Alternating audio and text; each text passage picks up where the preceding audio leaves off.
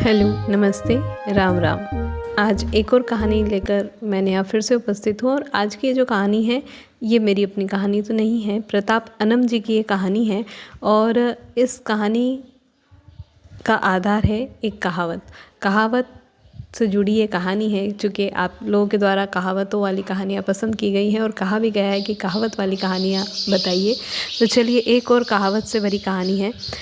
कभी घी भर घना, कभी मुट्ठी भर चना। कहानी का शीर्षक है कभी घी भर घना, कभी मुट्ठी भर चना। एक संपन्न परिवार था, उसके यहाँ खेती बाड़ी का काम होता था। घर में गाय भैंसें थी, फसल खूब होती थी। घर में सब तरह का सामान बना रहता था। रिश्तेदारों की आवभगत भी अच्छी होती थी। तीज त्योहार के दिन पूरे पकवान बनते थे। कहने का मतलब है किसी तरह की कोई कमी न थी। गाय भैंस का दूध औटाकर शाम को जमा दिया जाता था। सुबह होते ही दही को मथनी में डालकर मथा जाता था। मथते समय मथनी में मक्खन के फुटके बन जाते थे। फुटकों को इकट्ठा करके लोंदा बनाते थे। लोंदा बनाकर एक बर्तन में डालते रहते थे।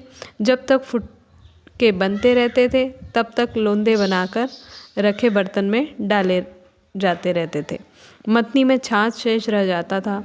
मक्खन को गर्म करके घी तैयार करते, कुछ छाछ को घर में इस्तेमाल करते और बाकी को पड़ोसियों को दे देते। यह रोज़ का काम था। घर में एक दो मटके हमेशा तैयार रहते थे। घी भरा होता था।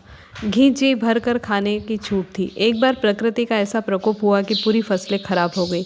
एक दाना भी नहीं हुआ।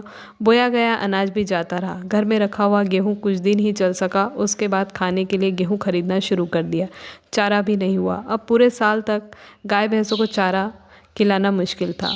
उसने एक एक करके गाय भैंसें बेच दी। घर में जो पैसे थे लड़की के विवाह में खर्च कर दिए।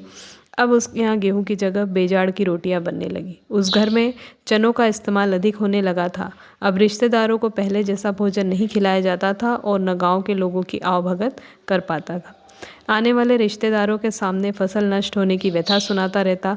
वे लोग तसल्ली देते हुए कहते कि भाई यह तो समय की चलती फिरती छाया है, कभी घी भर घना, कभी मुट्ठी भर चना। तो बड़ी सुंदर कहानी है ये। इसकी समय बदलता रहता है, ये समय की चलती फिरती छाया है।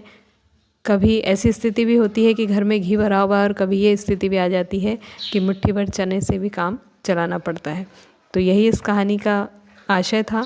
आशा है कहानी आपको अच्छी लगी होगी। यदि अच्छी लगी है तो प्लीज़ हमारे चैनल को सब्सक्राइब कीजिए, बेल आइकन को क्लिक कीजिए, वीडियो को ज़्यादा से ज़्यादा शेयर कीजिए, कमेंट्स कीजिए और लाइक कीजिए और इन कहानियों को दूसरों तक भी पहुंचाइए। Thank you.